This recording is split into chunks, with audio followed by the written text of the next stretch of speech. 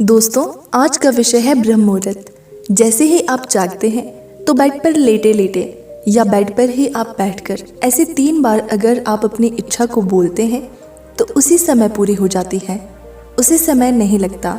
तो ऐसा कैसे करें जिससे आपकी कोई भी इच्छा हो, चाहे वो भौतिक वस्तुओं की कोई इच्छा हो, चाहे वो रिलेशनशिप की कोई इच्छा हो, या अन्य कोई भी दुनिया की कोई भी इच्छा हो, चाहे वो कोई आध्यात्मिक इच्छा हो, चाहे किसी क्षेत्र में कहीं आगे बढ़ना चाहते हैं, तो वो सब पूर्ण हो जाएगी अगर आप ब्रह्म मुहूर्त में इस तरह से 3 बार बोलें। हम इसके विषय में पूरी जानकारी से आपको बताने जा रहे हैं, तो इस वीडियो में अंत तक बने रहें ताकि आप भी इसका रहस्य जान पाएं और आप भी इस संसार के जो भोग विलास और अध्यात्म को पा सकें। तो दोस्तों, पहले हम ब्रह्म मुहूर्त का समय जान लेते हैं। वैसे तो ब्रह्म मुहूर्त का समय सुबह 3 बजे से 5 बजे तक का कहा जाता है, लेकिन अब फिर भी 3:36 से ये समय शुरू हो जाता है और ये सुबह के 5:30 तक ब्रह्म मुहूर्त का समय रहता है। अगर आप किसी और देश में रहते हैं जिससे आपको इस समय का नहीं पता लग रहा है कि अभी कौन सा समय ब्रह्म मुहूर्त का है, तो आप देख लें आपकी सूर्य कितने बजे निकलता है, उससे 1.5 घंटा पहले का समय ब्रह्म मुहूर्त कहलाता है। उस समय आपने बैठकर या जो हम आपको आज बताएंगे आपको ऐसे ही करना है, तो आप हर तरह की सुख सुविधाएं और अध्यात्म सभी चीज़ों को पा सकते हैं। दोस्तों, हर व्यक्ति के जीवन में किसी न किसी चीज़ की कमी ज़रूर रहती है। किसी को पढ़कर आगे बढ़ने की, किसी को सरकारी नौकरी लगने की, और किसी को अपना व्यापार शुरू करना है। इस तरह की कई प्रकार की, जैसे घर चाहिए, कर्ज है, बहुत सी चीज़ें हमको चाहिए होती हैं, क्योंकि किसी वजह से वंचित रहने के कारण असंतुष्ट रहते हैं, आत्मा से साक्षात्कार करना चाहते हैं। हर किसी की कोई ना कोई इच्छा होती है। दोस्तों, ब्रह्म मुहूर्त का समय ऐसा होता है जहां सभी देवी देवता विचरण कर रहे होते हैं और सभी जगह उनकी ऊर्जा प्राप्त होती है। उस समय सरस्वती माता भी विद्यमान होती है। अगर आप इस समय ध्यान, गीत, भजन करके कुछ मांगते हैं तो आपकी इच्छा पूरी हो जाती है।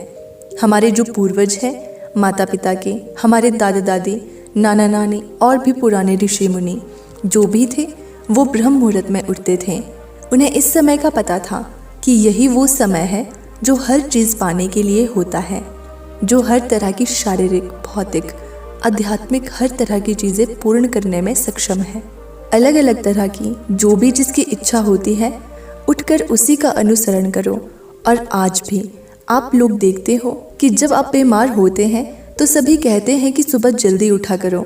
जो सुबह सुबह उठते हैं तो एक पॉजिटिव एनर्जी उस पूरे वातावरण में होती है। उस समय आप उस एनर्जी को महसूस करते हैं, उस ऊर्जा को भीतर लेते हैं।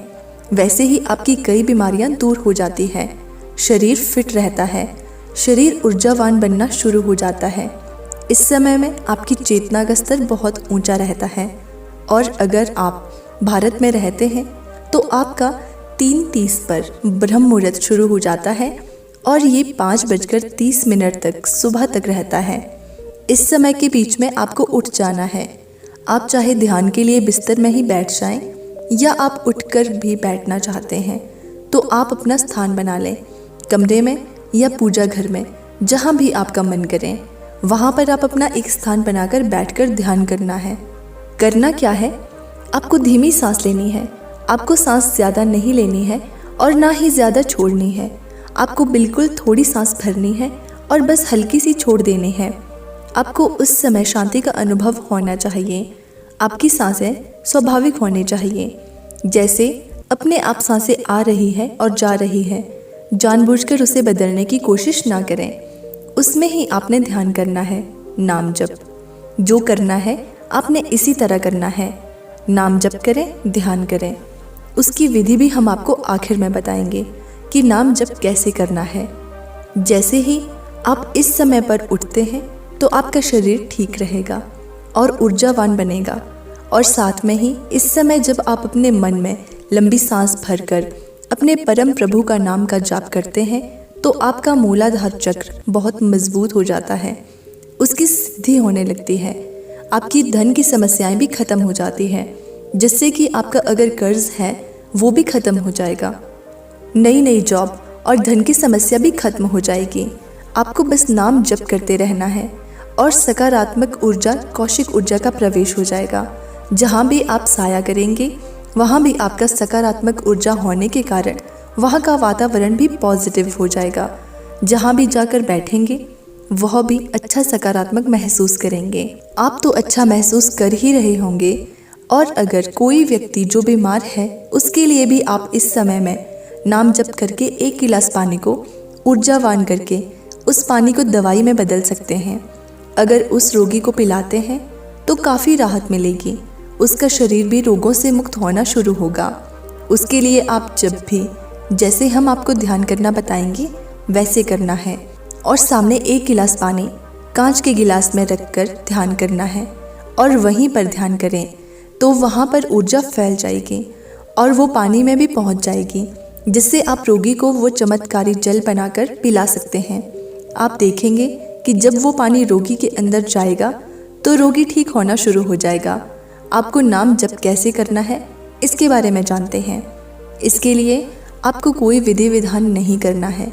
अगर आप किसी मंत्र को सिद्ध करना चाहते हैं तो उसके लिए विधि विधान होता है। उसके लिए आपको पूजा पाठ के लिए बैठना होता है, स्थान शुद्ध होना चाहिए, धूप अगरबत्ती होनी चाहिए, तब आप मंत्र को सिद्ध करेंगे। लेकिन जो नाम जप है इसमें ऐसी कोई भी चीज़ नहीं करनी पड़ती। नाम जप में जैसे ही आपकी मर्जी है वैसे ही आप नाम जप कर सकते हैं। इसे करने के लिए आपको कोई ज़्यादा विधि विधान की ज़रूरत नहीं है। नीचे बैठें, जहाँ भी आपको अच्छा लगे वहाँ पर आप बैठ सकते हैं। आप कहीं पर बैठकर ये नाम जप कर सकते हैं। आप अपने बेड पर बैठकर नाम जप कर सकते हैं। अब आपको नाम जप करना कैसे है ये बताते हैं। आपने एक नाम को जो भी आपका मन करे, जैसे कि परमात्मा में, गुरु में, उसमें आपने नाम जप करना है। राम नाम का नाम जप करो, गुरु का अल्लाह, राधे कृष्ण, बुद्ध, जो भी आपको अच्छा लगे, आप जिस भी धर्म से हो उस हिसाब से करें। तो इसको पहले करना कैसे है और वो पहले 3 बार क्या दोहराना है, अब वो भी समझ जाएं। पहले आपने शुरू में जहाँ चाहो वहाँ बैठ गए। 15 मिनट तक आपने नाम जप करके उस एनर्जी को अपने नज़दीक लाना है, अपने भीतर लाना है, उसको महसूस करना है, उससे एक होना है।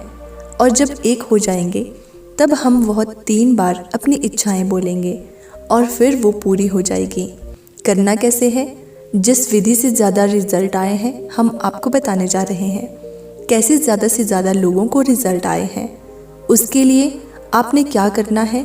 जब अपने सांस लेनी है और छोड़नी है तो इन दोनों में ही जप करना है। लेकिन कैसे करना है, जैसे ही आप श्वास थोड़ा ऊपर भरेंगे तो आपने राम नाम का जाप शुरू कर देना है। वो 2 बार, 4 बार, 10 बार, जितनी बार भी बोला जाए, आपका श्वास ऊपर है, जितनी बार बोल सके उतनी बार बोलें। जब सांस छोड़ें फिर राम राम आपने करना है, चाहे वो 4 बार बोला जाए चाहे 10 बार बोला जाए, जैसे भी आपने शुरू कर देना है। इस तरह से आपने सांस लेते समय राम का उच्चारण करना है और सांस छोड़ते समय उच्चारण करना है। इसके रिजल्ट बहुत ज़्यादा हैं। अगर आपको सतनाम, वाहिगुरु, अल्लाह आदि का जाप करना है तो श्वास भरते समय नाम जप करें और इसी तरह से करें, और सांस छोड़ते और भरते समय ये करना है। आपको इसे सिर्फ 15 मिनट तक जाप करना है। 15 मिनट आपने ज़रूर करना है। आपकी इच्छा पहले दिन पूरी हो जाए, दूसरे दिन पूरी हो जाए, 21 दिन से पहले पहले आपकी इच्छा पूरी हो जाती है। किसी किसी को एक ही दिन में हो जाती है। आपने इसको कम से कम 21 दिन करना है। अगर आपकी इच्छा बड़ी हो तो 21 दिन भी लग सकते हैं। कोई भी आपको ऐसे इंसान मिलेंगे और ऐसे प्रश्न मिलेंगे, उससे आपने पहचानना है कि उन संकेतों को जानना है कि आपकी इच्छा पूरी करने के लिए वो व्यक्ति आपको मिल रहा है। उस व्यक्ति को पहचान लेना है। ये 15 मिनट को आप बढ़ा भी सकते हैं, 30 मिनट भी कर सकते हो। तो आपने ऐसा ध्यान करने के बाद जब ऊर्जा के साथ उस परमात्मा के साथ एक हो जाते हैं तब आपने इच्छा को अपने मन में व्यक्त करना है। जो भी इच्छा आपको चाहिए आपने 3 बार में, जैसे सांस लेते टाइम और सांस छोड़ते टाइम, आपको 3 बार बहुत ही शांत मन, शीतल मन से नाम जाप करना है और अपने मन में से सभी नकारात्मक विचार निकालने हैं और शांति से गहन साधना में लीन हो जाना है। इस पर कार्य करने से आपके सभी काम बनने शुरू हो जाएंगे। आप अपने आप को बहुत ही ऊर्जावान महसूस करेंगे। ये राम नाम का जाप 15 मिनट के बाद 30 मिनट कम से कम ज़रूर करें और आपकी प्रार्थना उस परमात्मा के पास पहुंच जाएगी। उसी से आपने मांगा है तो उसके लिए कुछ असमर्थ है ही नहीं कि वो आपको ना दे सके। वो आपको ज़रूर देने वाला है। तो दोस्तों, आपको ये जानकारी कैसी लगी कमेंट करके बताना। वीडियो को लाइक करना, चैनल को सब्सक्राइब करना।